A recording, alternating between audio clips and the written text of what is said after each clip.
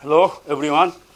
This is the seventh lecture on this topic, voltage mode control. And in previous lectures, we passed six lectures, and we discussed all the details about the fundamentals and the basics of voltage mode control adapted to the buck converter. So now you are able to design the compensation of the buck converter with voltage mode control for the best possible closed performance.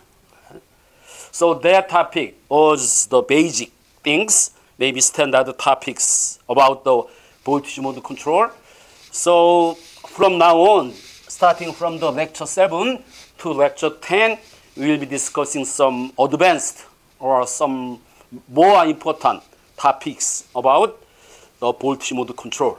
Okay, so the title of this lecture is High Frequency Characteristic of PWM Gain. I already provide you the simplified analysis of modulator gain, PWM modulator gain, FM, but there is just something you need to explore more. So probably you remember this. So when I was selecting the loop gain magnitude 0 dB crossbar frequency, you should place that frequency between 10% and 30% of switching frequency. Okay. At that time, I said that I'll explain the reason for that. So you will have reason today. And another one is when designing. In the design example, we selected the loop gain crossbar frequency, which is much lower than this, within this bound, okay? And we avoid this frequency. We select the loop gain crossbar frequency below this one. This omega max is the frequency where the maximum largest phase margin can be predicted, okay? So we intentionally selected this omega c slightly lower than this, okay? And you will see at high frequencies, the predictions of our small signal model becomes inaccurate, okay? It deviates from the prediction from the starting, from the half the switching frequency, and it degrades rapidly. So this accuracy is impaired, severely impaired at the high frequencies, and I'll explain all the theory about that. And that is the limitation of small signal gain of PWM block you are using. Previously, I explained the simplified derivation of modulator gain of this PWM block. I said there is the one inverse of the slope of the length function. That is the simplified version of it. So we will go through some details about that. All right. So this is the functional representation of PWM block, and this is the waveforms, PWM waveforms. Okay. So input is one is control voltage out of from the voltage feedback circuit, and the V ramp is the ramp function internally generated inside of the PWM chip. So V ramp is fixed, frequency is fixed, and this starting point is fixed. Okay, so this is the ramp function, and this is the control voltage. So usually control voltage is constant. Okay, something similar to the constant, but assume it has some this variation, some slow variation is shown here. So control voltage is changing, okay? So here we have this is switch drive signal. So initially when this V ramp start ramping up, switch is turned on, and at this intersection point, switch is turned off, turned on, turned off, okay? Because this is varying, this V con is time varying function, this QT, this width of the QT is changing cycle by cycle, and this last one is this is the cycle by cycle duty ratio of case operational period. For example, take a look at this point. So at this time instant, okay, so this is the TS, switching period, and the switch is turned on at this point, and the switch is turned off at this point, where this control voltage intersect with this lamp signal, and that exact value at that point is V-con star. Okay, so this is the exact value at V-con star, and the duty ratio of that is this TS divided by dk TS divided by TS. Okay, so dk is duty ratio at case operational period, and this is changing. So this is larger than this because this value is larger than this. So we have dk minus 1, dk, and dk plus 1 plus 2, so on. Right? So duty ratio is changing cycle by cycle because this control voltage is changing. Okay? So just take a look at one particular operational period. At this period, okay, you have two triangles. One is here, another one is here. So it shares this same line segment and the same angle. So two of them are similar. They are similar triangles. So this one, small one, then the larger one, they are similar. Then you have this relationship. Ratio between this and this is the same as ratio between this and this. Okay, there is a characteristic of two triangles which are similar each other. So we have this relationship. So this is the exact relationship, and based on this, dk is determined by this equation. So this is the exact equation which is valid at this particular frequency, but we need modify this with some assumption. Okay, so there are two assumptions. First assumption is the control voltage V-con varies narrowly within one switching period. Means, so in this particular switching period, the distance between this value is del V-con variation in control voltage is small, negligibly small. Okay, then this particular value of control voltage at this time instant is very similar to this average value of this control voltage. Okay, this is true when the variation within one switching period is narrow. Okay, in control voltage. That is the first assumption. So with this, V-con star can be replaced with V-con.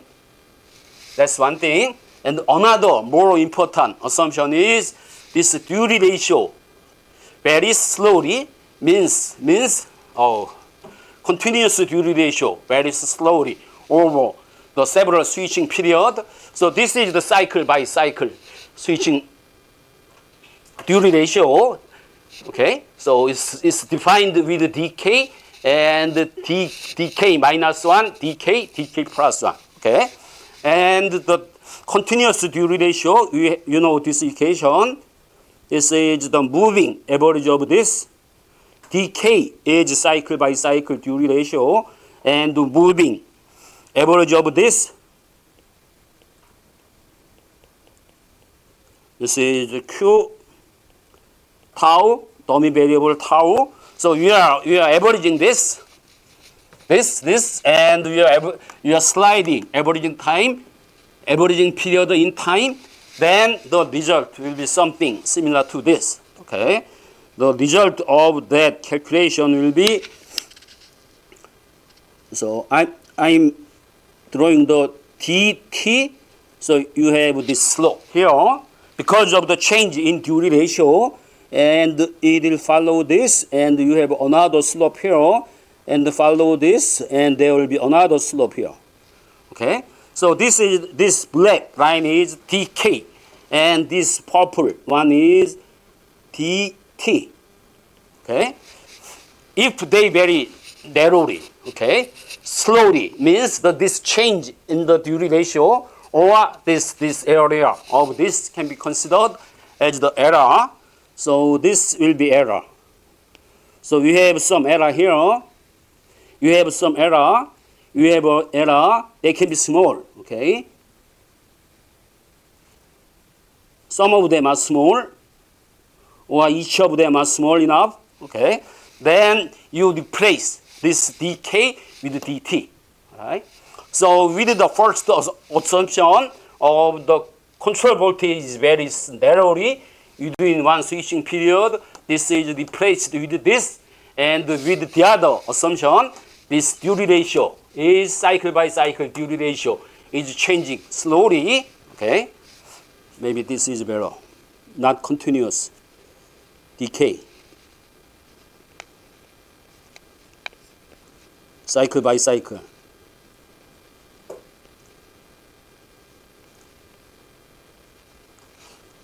Okay, I think this is better. Okay, then this is replaced with this.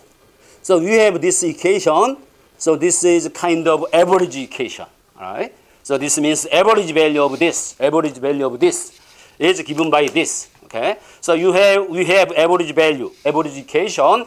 Then you can perturb this, and you can obtain the small signal relationship between them, and we obtain the small signal gain. Okay. So this is the linear average equation, and this is average. Okay. So this is the exact equation or average equation. So I placed this average sign here, and replace this with d plus d hat. This is a DC component, AC component. You have DC component, AC component, and expand them out, and just relate between this AC in, AC out is called modulator gain FM, which is given by 1 over VM because of this equation. Right? This result is the same as the previous simplified discussion. In the previous discussion, we just take slope of this in the denominator, and the numerator is 1. So at that time, I draw this, okay? But this is the modulator gain of FM, okay? Right, but still, this is the approximation, okay?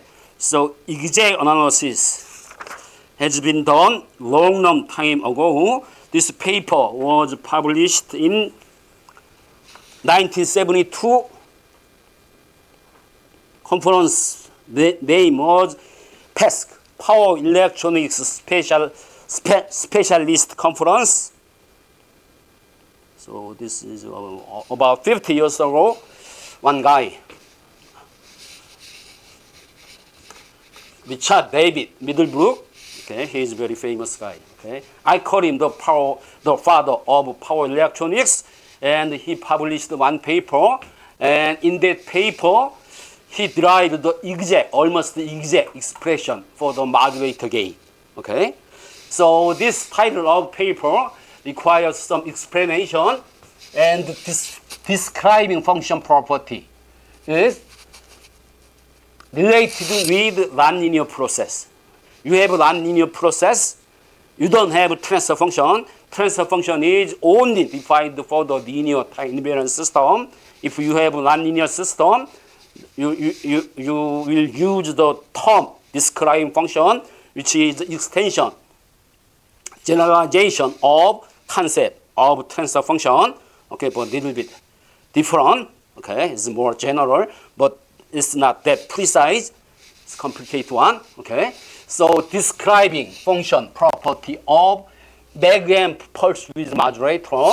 So magnetic pulse width modulator. So this sounds strange.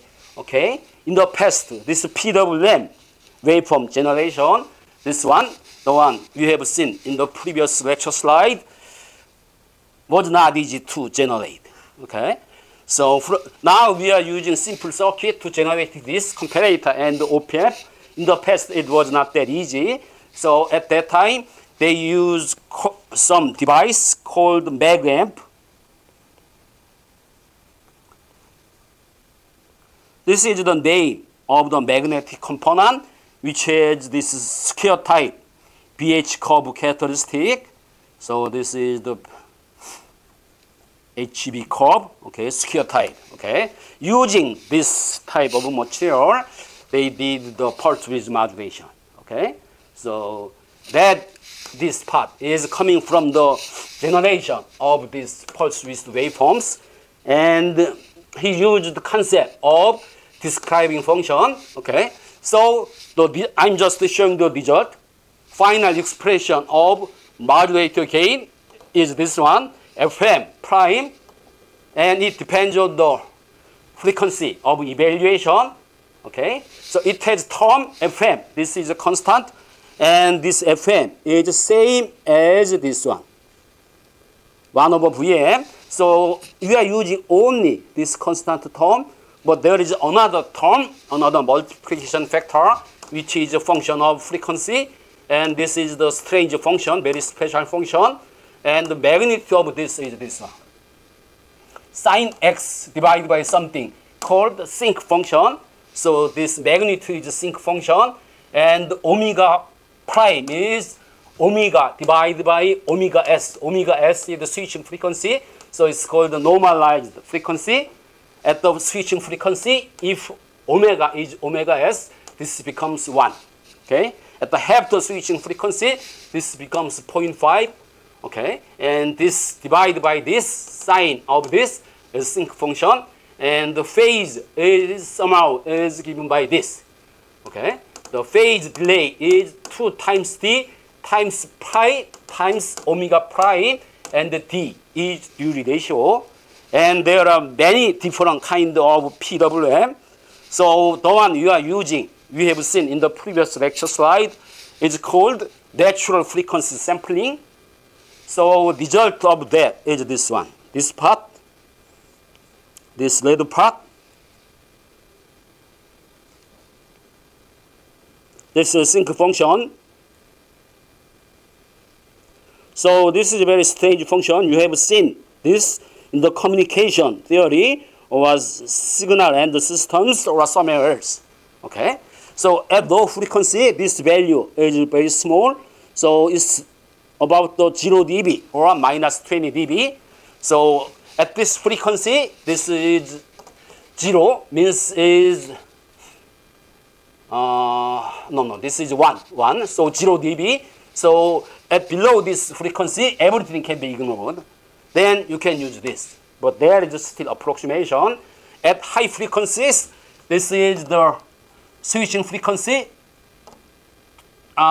twice of switching frequency, and third, the triple of switching frequency. So at the integer multiples of switching frequency, this magnitude reduced to 0. Okay? It dipped down to the negative infinity, so it shows this strange behavior. Okay?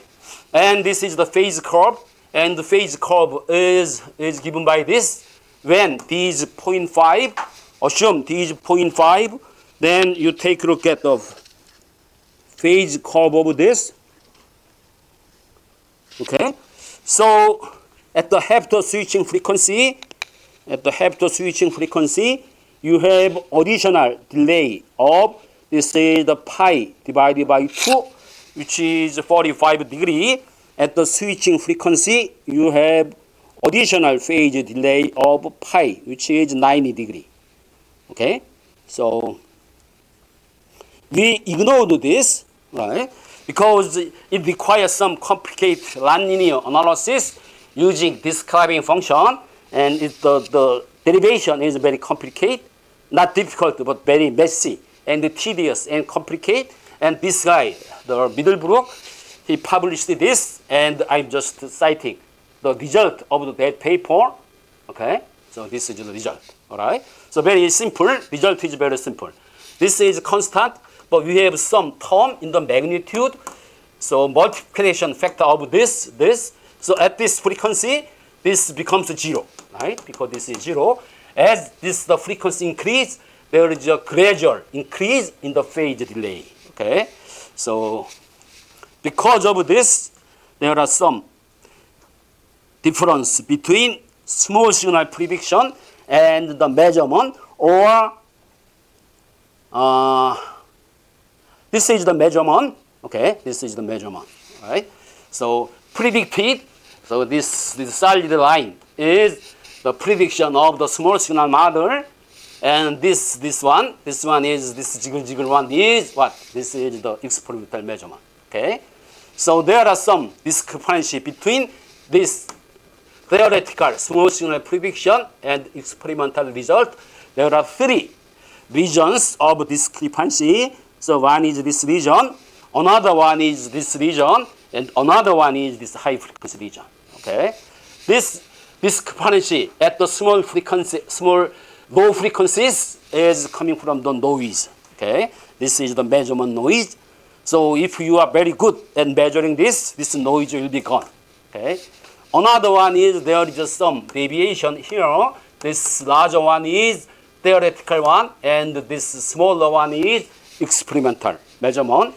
This is the quality factor of the power stage circuit, and the quality factor is when you are doing this, you only consider the ESR of capacitor and the ESR of inductor, and you ignored all the parasitic resistance in the PCB windings and in the connections. So there are additional damping component. So damping is further appears here. So then the larger damping means smaller peaking. So peaking is reduced in the measurement. Okay. If opposite cannot happen. Okay. If some student, my student bring the result which the measurement is exceeding this, he's lying to me. Okay. So this should be must smaller than this because Q is lower than this one. Okay. And the small Q represent the slow change in the phase. Okay. If Q is large, change in phase is observed. Okay. And the smaller Q, you have more gradual phase change.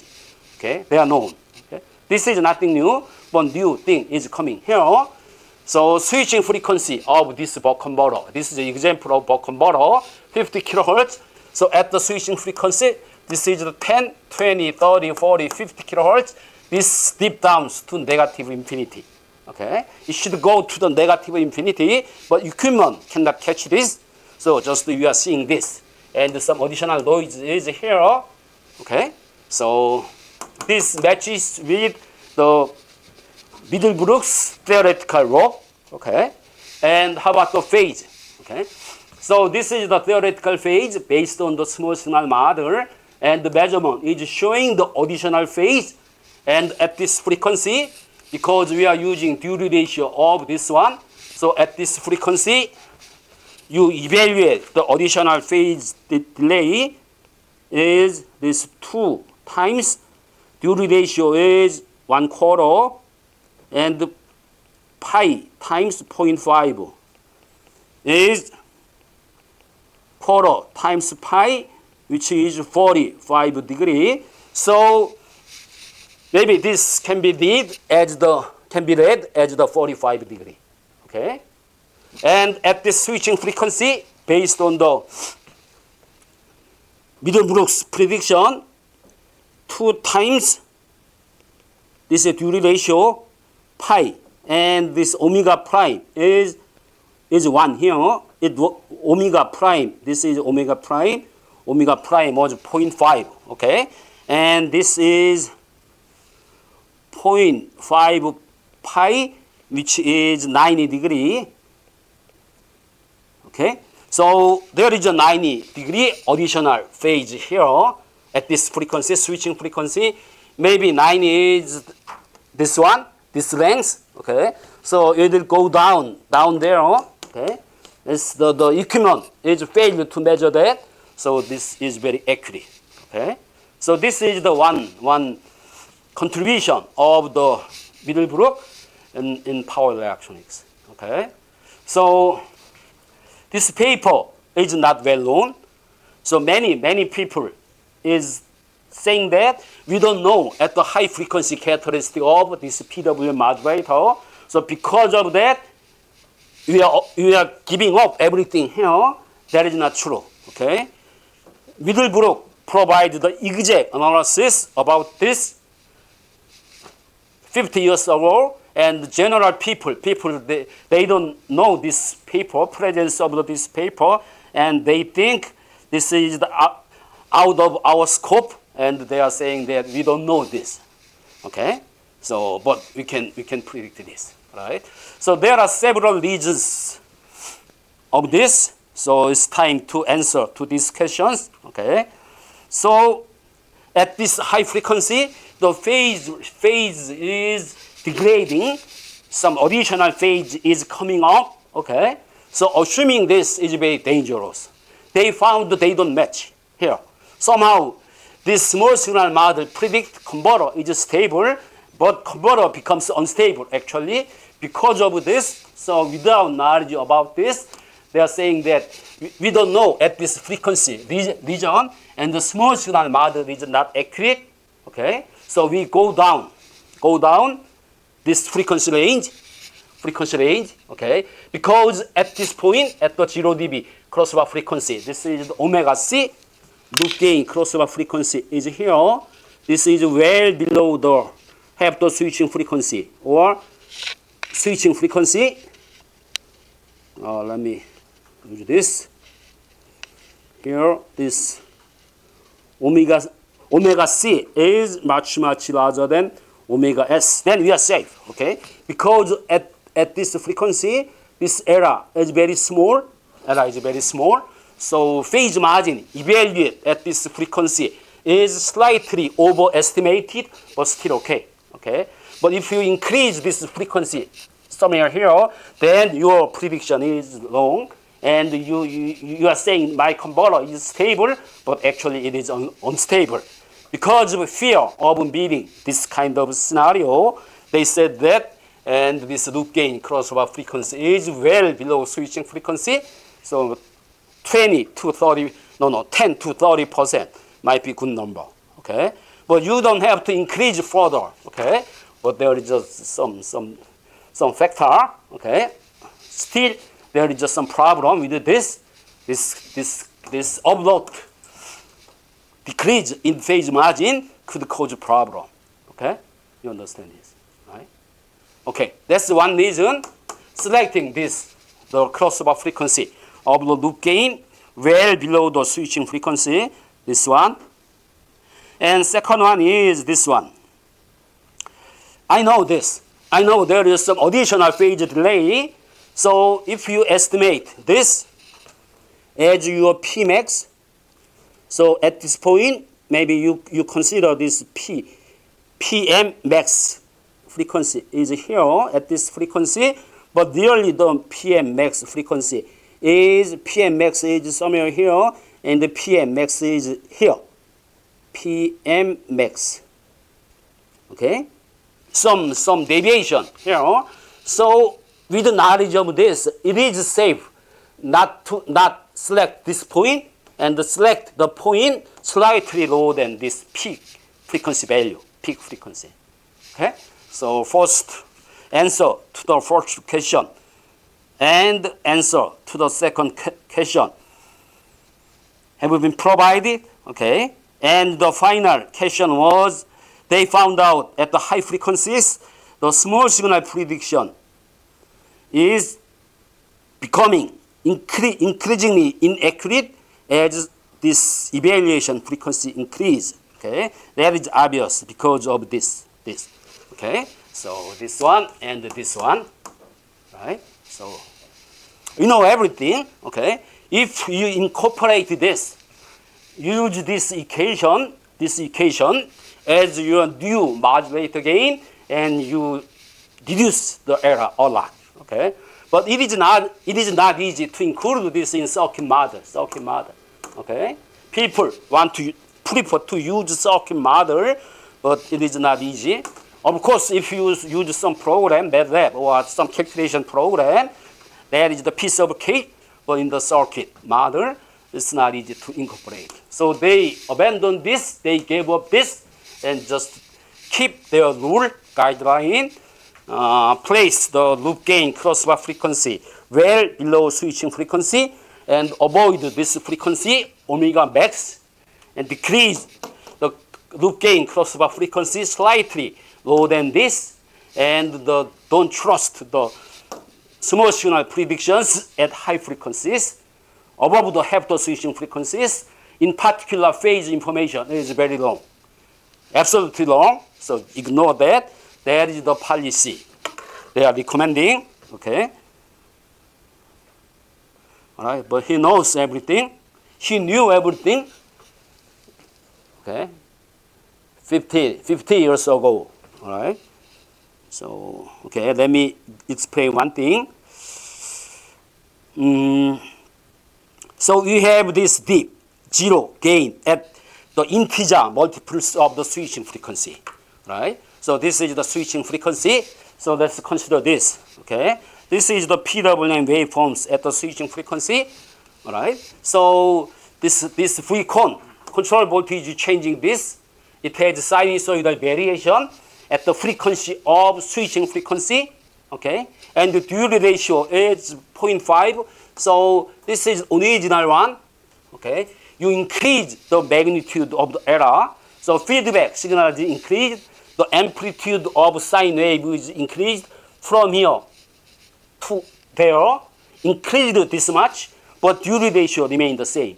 Because at this point, the value remained the same, and the intersection frequency remained the same, then this QT, switch drive signal, is not changing at all. Okay, that means what? The feedback gain is 0. Okay, we lost control. We cannot control this converter at that particular frequency. Okay, that occurs. That should occur at every integer multiples of this switching frequency. Okay, you can imagine that, right? And duty ratio of arbitrary value, not 0.5, something else. You have the similar result. This will be shifted a little bit. Okay, but still you can draw the figure similar to this. All right. So every frequencies of the integer multiples of switching frequency, you have 0 modulator gain, and you are losing control. Okay. At this particular frequency, we cannot control this feedback path. Feedback gain is 0. Okay. You increase this, but duty ratio remains the same. All right. You cannot adjust duty ratio at this scenario. Okay. So that is appearing here. This dip is indicating that behavior. Right. Okay, that's one thing. All right.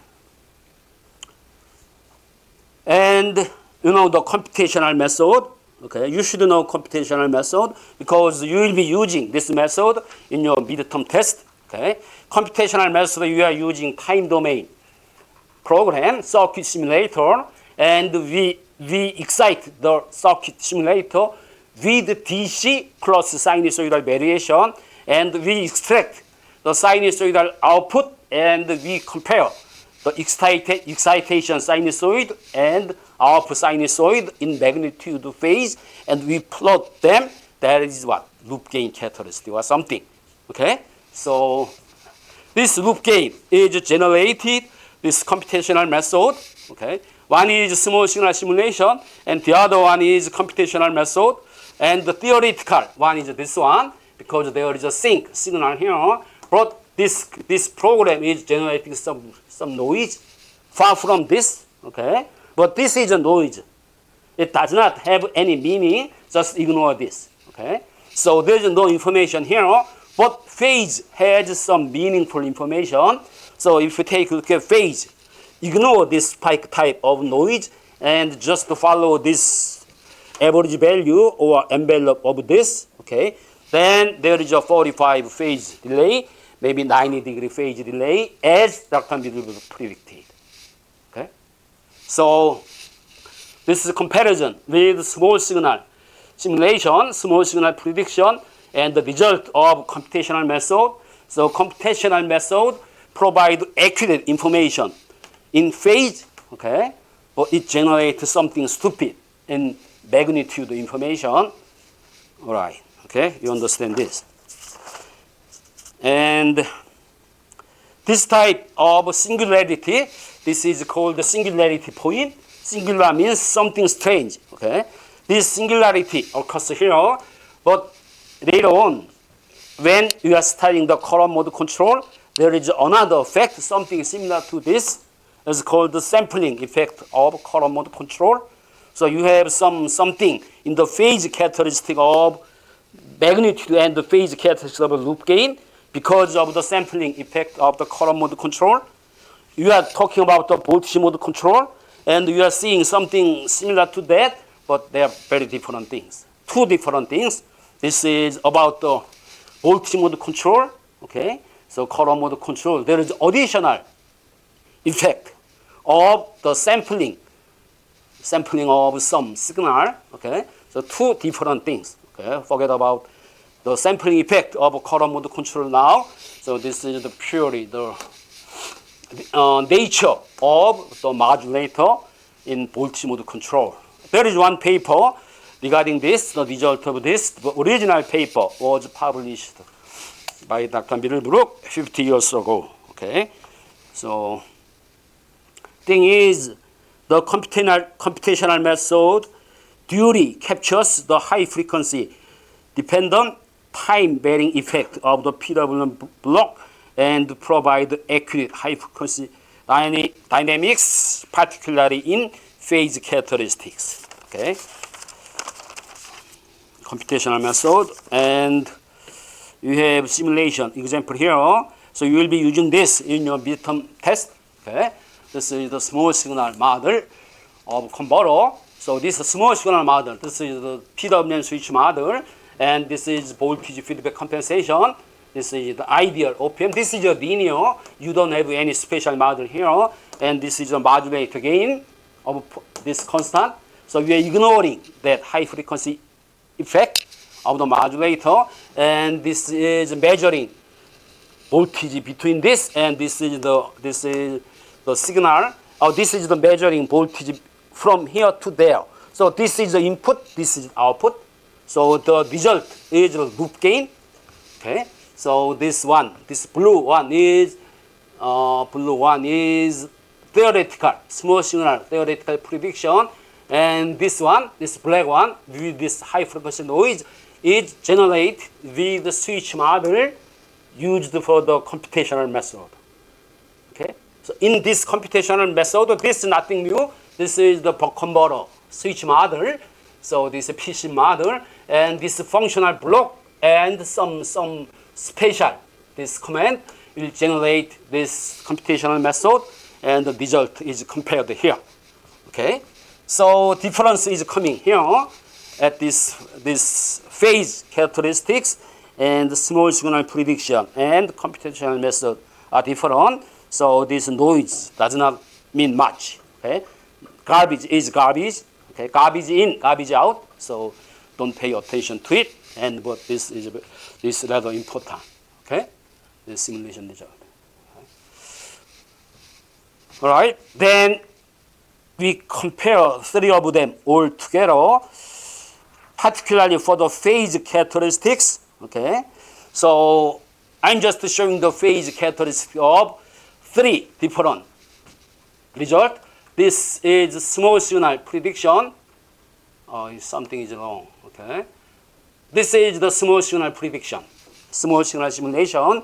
This continuous curve is small signal prediction. Forget about this. And this black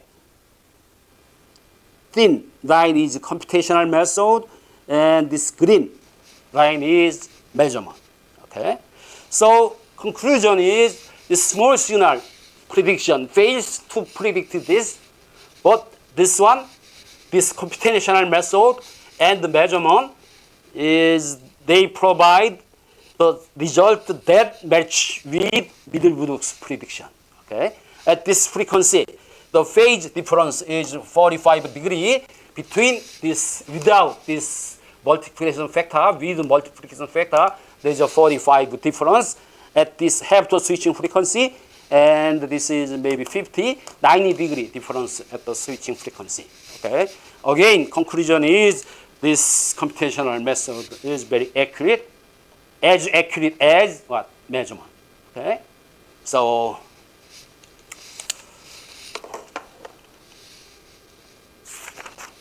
This is about the loop gain. And this is about the closed loop transfer function. One is small signal simulation, and the other one is computational method. If you measure this transfer function experimentally, there will be something in between. Okay, I don't have that data here, but I know this noise will be removed in the measurement. Okay, important thing is there is a deviation between this small signal prediction and the computational method or measurement, but prediction is gone here. There is no deviation between this theoretical one and this computational method, which is very similar to the measurement. Why is that? What's the result for that? Why we have this kind of result? AUS, audio susceptibility, is this one. GVS divided by 1 plus TM. But at high frequencies, this becomes very small. All right? Then audio susceptibility at high frequency is just this input to output transfer function. Okay? That the error coming from the modulator gain is disappeared because these are so small compared to one. Right? So at high frequencies, this measurement and this small signal simulation, they are good. They're accurate because of this. Same is true for this case. This is GP 1 plus TM, and at high frequencies, TM becomes small. This becomes GVS. This becomes 2GP. Okay? So at this frequency, this is just GVS. This is just GP, which is 20 log RC at high frequencies. This is just ESR of output capacitor. You know this, okay? All right, so this is the end of this lecture. Again, this is the relatively shown lecture. And the conclusion of this lecture is small signal prediction is only accurate for the frequency range below half the switching frequency. Deviation becomes very negligibly small, and we are safe, okay? I'm sorry, safe, okay? Then at the higher frequencies, there is some deviation, and the people, they are saying, we don't know. It's too hard to calculate. That is not true, okay? Dr. Middlebrook, he derived this equation 50 years ago, and he has been known this for a long time, okay? Sadly, he died 10 years ago or something like that. I told you that, right? So there's no more Dr. Middlebrook. Okay? We lost our father. Okay?